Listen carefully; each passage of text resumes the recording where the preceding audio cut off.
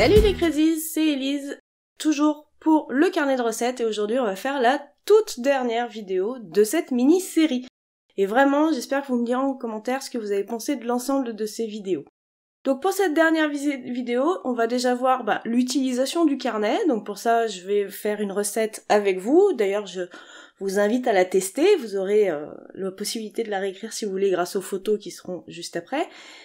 Je voulais vous montrer un peu comment j'utilise mon carnet du coup et comment, les petites choses qui peuvent du coup arriver et on se dit tiens on n'y avait pas pensé quand on l'a fabriqué, etc., etc. Donc là par exemple, premier problème, je me rends compte que je vous ai fait un tampon où il y a marqué pour tant de personnes, mais par exemple là je vous partage une recette de cookies, on compte pas ça en personnes mais plutôt en gâteau. Donc pour ce genre de situation, voilà, on crée une petite étiquette sur du papier blanc à la main, tout bêtement, et on vient bien coller par-dessus, comme ça fait comme si c'était décoré différemment, même si, bon, j'ai pas une super écriture, je préfère vous dire que le titre, j'ai fait très attention pour l'écrire. Voilà, j'ai pas une super écriture, mais bon, c'est pas grave. Là, il y a marqué pour 60 cookies au lieu de pour X personnes. Donc on va voir ce genre de petites choses ensemble durant cette vidéo. Après qu'on ait fait la recette des cookies écrits, je vais pas vous montrer comment je le fais après en cuisine.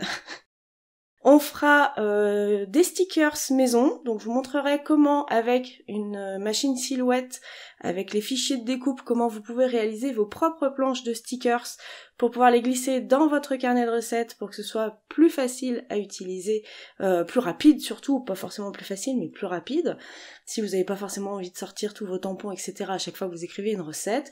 Et puis à la fin, je vous montrerai également une autre petite réflexion suite à l'utilisation. Donc, par exemple, ici, vous voyez, j'ai tamponné le mot préparation à partir du tampon temps de préparation. Si je ne l'ai pas inclus quand on a préparé la base des pages, c'est tout simplement parce que, en fonction du nombre d'ingrédients qu'on va rentrer, eh bien, on ne sait pas où est-ce qu'on va commencer les étapes de préparation au niveau de l'écriture. Donc ça, c'est quelque chose qu'il vaut mieux préparer, qu'il vaut mieux écrire après ou tamponner après. D'ailleurs, je me dis que j'aurais peut-être pu l'intégrer aux stickers, chose que je n'ai pas faite du coup, mais ça peut être une idée à faire. Ma recette des cookies, elle va sur 2 pages. Quand j'écris sur la 2e page, je sais qu'il ne me reste plus grand chose à écrire. Du coup, je me suis dit, tiens, j'ai une photo des cookies qu'on a préparés, donc je vais me faire un petit emplacement photo. C'est pour ça que vous m'avez vu faire un trait au crayon de papier. Comme ça, du coup, je prépare mon emplacement photo et ça apportera un petit peu de gaieté à mon carnet de recettes. C'est toujours sympa d'avoir les photos. Donc j'ai tamponné des petits éléments comme les planches de chocolat, j'ai rajouté un stickers, je pense que mon appareil devait pas filmer à ce moment-là parce que je ne l'ai pas coupé au montage.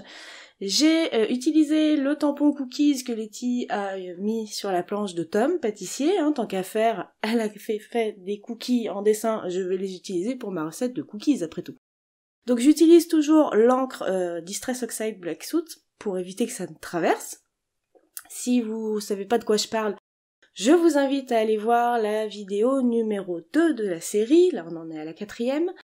Et pour la mise en couleur, eh bien, pareil, on est sur du papier imprimante, donc on fait attention, le plus pratique ça reste le crayon de couleur.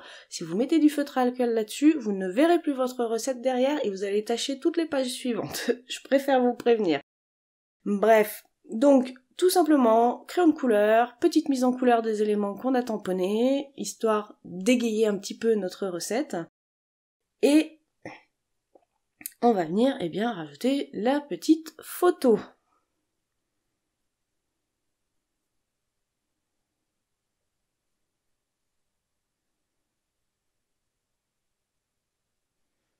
Voilà, l'avantage du cahier comme ça, dans ce format-là, sur anneau comme ça, c'est que finalement, on peut vraiment écrire n'importe comment. Vous mettez votre papier ligné derrière. Si l'épaisseur vous pose pas de problème, vous mettez sur l'épaisseur, vous repliez votre carnet en 2 et vous écrivez. Si l'épaisseur vous pose un problème, vous mettez que la page que vous écrivez avec les lignes à plat sur votre plan de travail, votre bureau ou ce que vous voulez. Et le reste, vous le mettez de côté, etc. Donc c'est vraiment assez maniable, assez agréable.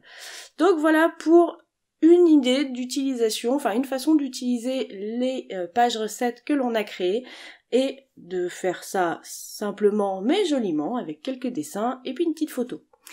Allez, on passe maintenant à la partie stickers. Donc moi, je vais vous montrer ça sur le logiciel Silhouette. Pour les personnes qui n'ont pas Silhouette, qui ont Cricut ou Scan and Cut, vous aurez forcément des outils similaires sur vos logiciels. Malheureusement, je ne peux pas vous les montrer, je ne peux pas vous dire où ils se trouvent puisque je n'ai pas ces machines.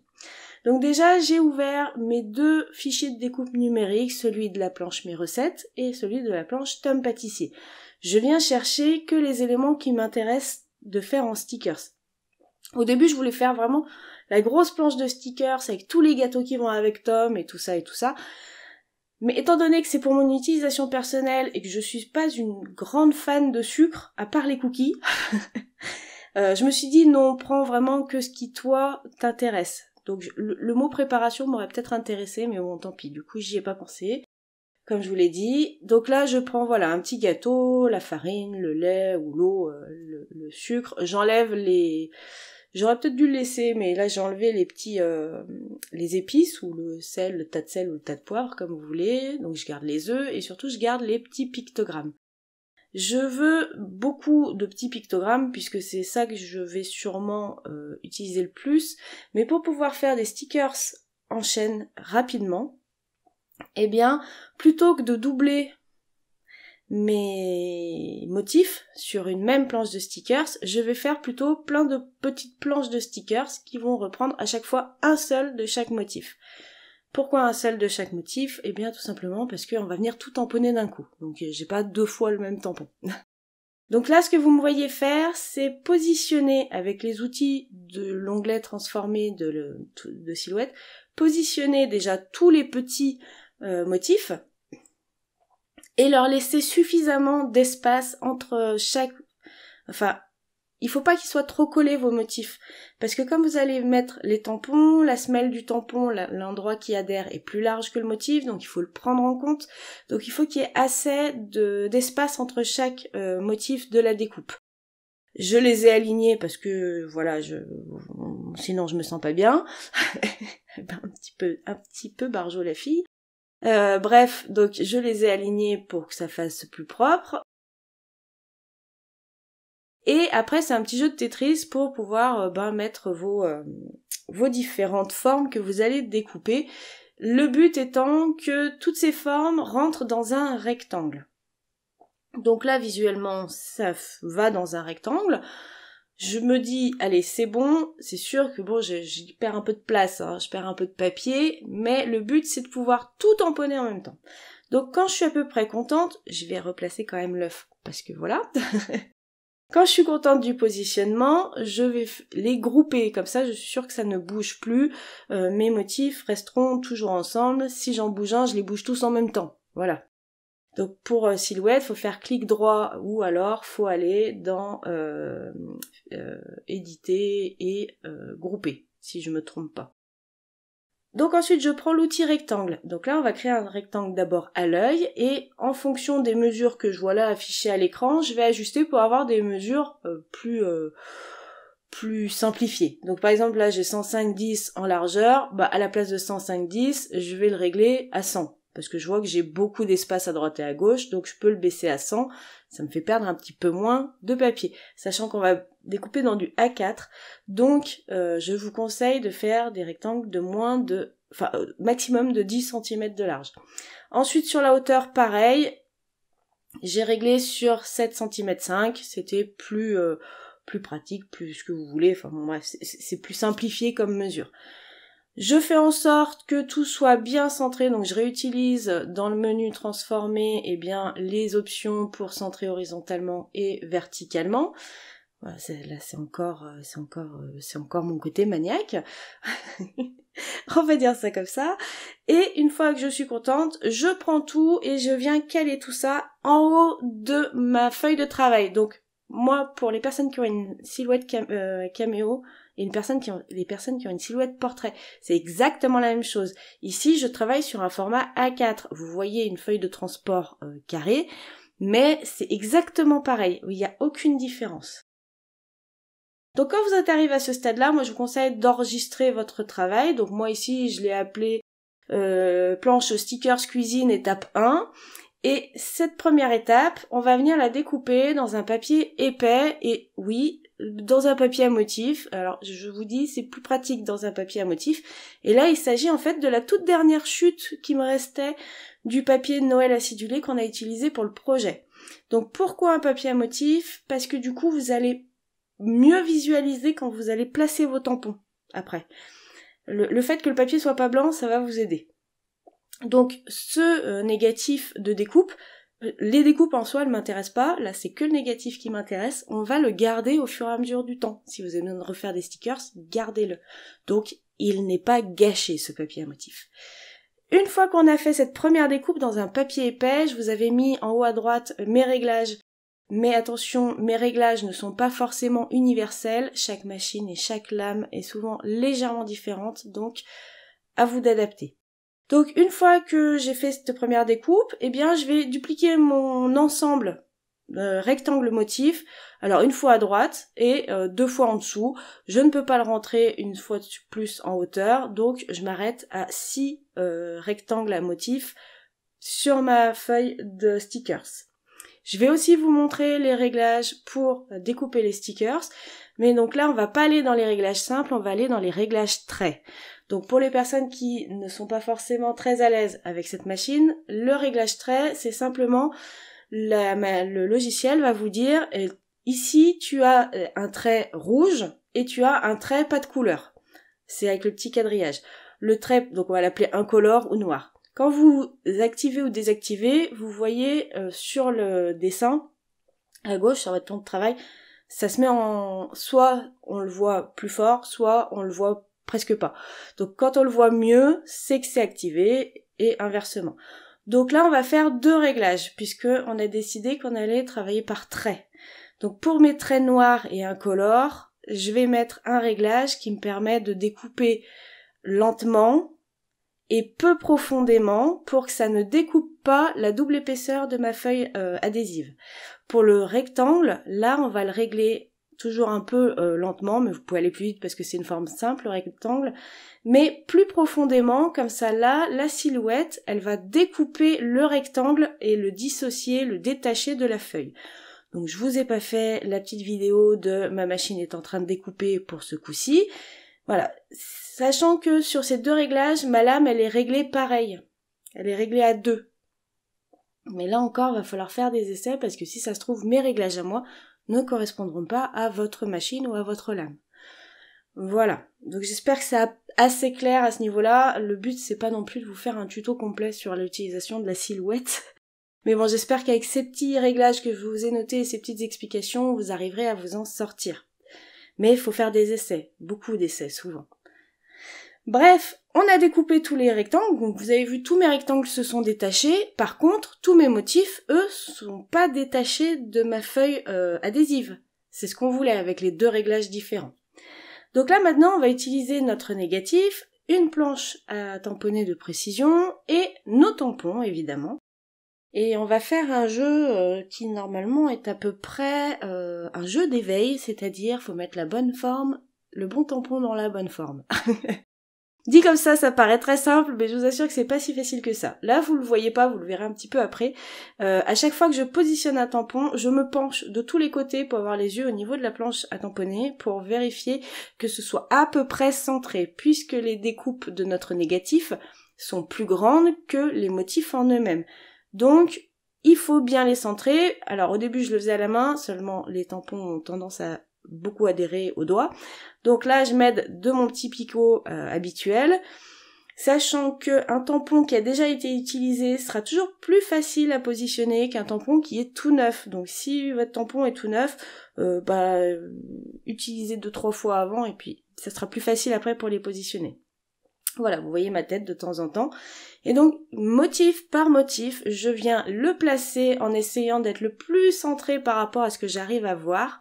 Je récupère le motif et une fois que j'ai tous mes motifs, je fais un petit crash test, c'est-à-dire que je mets de l'encre, vu que j'ai un papier brouillon en dessous, bien mettre le papier brouillon en dessous, et je regarde si déjà c'est bien centré par rapport à mon négatif. Bon là, je sais pas pourquoi, j'avais quelques soucis avec le cupcake et planche chocolat, je pense qu'il devait y avoir des aspérités dessous. Bon, bref, c'était plutôt bien centré, donc maintenant le but du jeu, ça va être de faire comme pour les pages de recettes, on va enchaîner les tamponnages. Il faut toujours bien mettre votre rectangle de papier stickers dans l'angle de votre presse à tamponner, comme on a mis notre négatif de découpe dans l'angle de la presse à tamponner. Cet angle-là, c'est un repère qui ne bouge pas, c'est pour ça qu'il était important d'avoir toujours des rectangles identiques avec les découpes. Et bien évidemment, si comme moi, vous avez des aimants, faites attention à ne pas poser les aimants à des endroits où vous allez tamponner, évidemment. Voilà, donc moi j'ai réalisé 6 petites planches de stickers, j'ai varié, j'ai fait 3 en noir et 3 en gris. Je sais pas pourquoi la Versafine claire grise, elle a bavé dans tous les sens. Bref, c'est pas grave, je les utiliserai quand même. Et pour les ranger, je me suis fait une petite enveloppe. Alors, je vous l'ai pas mis dans la vidéo, parce que voilà, au pire ça fera peut-être un tuto un autre jour sur un autre projet, mais bon là ça commençait à faire vraiment beaucoup, donc du coup voilà, tout simplement j'ai mis une petite enveloppe.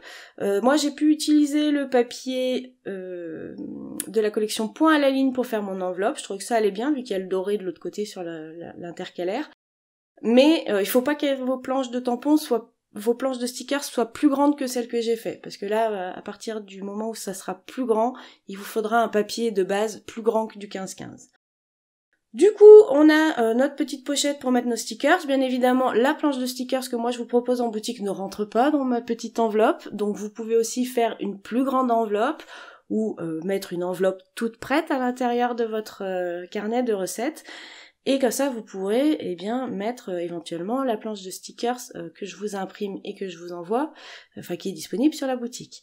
Voilà, donc après, c'est très simple, vous prenez vos crayons de couleur, vous pouvez même prendre vos feutres à alcool si vous avez envie, ça risque de baver, parce que c'est pas forcément un papier adapté pour, mais comme c'est un stickers, ça traversera pas votre papier où vous avez écrit. Bon, je vous le conseille pas quand même, sauf si vous avez un papier stickers spécial feutre à alcool, mais je suis même pas sûre que ça existe. Bref, j'ai écrit une autre recette, je me suis fait plaisir, voilà, c'était pour vous montrer un peu l'utilisation des stickers. Vous n'êtes pas obligé de les mettre en couleur, moi j'ai choisi de les mettre en couleur pour apporter une petite touche de gaieté quand même à ma recette. Cette recette-là est beaucoup plus dense, beaucoup plus de choses à écrire. Du coup, elle ne m'a pas pris 2 pages, mais 3 pages. Et à ce moment-là, je me suis rendu compte, que pour une recette qui fait plus de 2 pages, le problème, c'est que comme j'ai préparé toutes mes pages recettes avec mon placement de différents mots, quand j'ai une 3e page nécessaire, je suis assez embêtée puisque la page suivante, elle se prête pas à ça. Donc ce que j'ai fait, et donc ce que vous pouvez faire aussi, ce que je vous conseille de faire, c'est de vous préparer des feuilles vierges supplémentaires. Donc moi là, j'ai réimprimé des feuilles blanches avec un cadre, et je les ai toutes entaillées au niveau des perforations, comme ça quand j'ai une recette qui est plus longue à écrire que les autres, je rajoute une feuille blanche, et comme ça me permet d'écrire et de terminer ma recette tranquillement. Là, sur ma 3e page, du coup, j'ai pu terminer ma recette d'okonomiyaki et en plus, j'ai pu rajouter une photo que j'ai fait il y a très longtemps. Voilà. Bon, la recette d'okonomiyaki, je l'ai prise sur la chaîne YouTube de Cooking with Morgan. Si jamais ça vous intéresse, si vous êtes comme moi fan de cuisine asiatique, vraiment, je vous conseille d'aller voir sa chaîne. Donc voilà, je pense que j'ai fait à peu près le tour, je vous ai dit à peu près ce que j'avais remarqué à l'utilisation. J'espère que ces petits tutos, ces 4 vidéos vous serviront. Si jamais vous faites des projets en partant de ce tuto, ça serait super sympa de les partager avec nous. Alors soit vous m'envoyez par mail, soit vous nous taguez sur Instagram, c'est bien aussi, vous pouvez mettre le @crazylittlecraft, comme ça moi j'ai une petite notification. Ou alors sur le groupe 100% Crazy de Facebook. En tout cas, on aimerait beaucoup voir ce que vous faites avec les produits Crazy, donc n'hésitez pas. Et pareil, si vous voyez une personne en détresse sur les réseaux sociaux qui cherche des idées pour faire un cahier de recettes, n'hésitez pas à lui partager la playlist qu'on a créée pour celui-ci. Bref, j'ai hâte d'avoir vos retours et en attendant 2 prochains projets, je vous fais plein d'énormes bisous et je vous dis à très bientôt. Bye!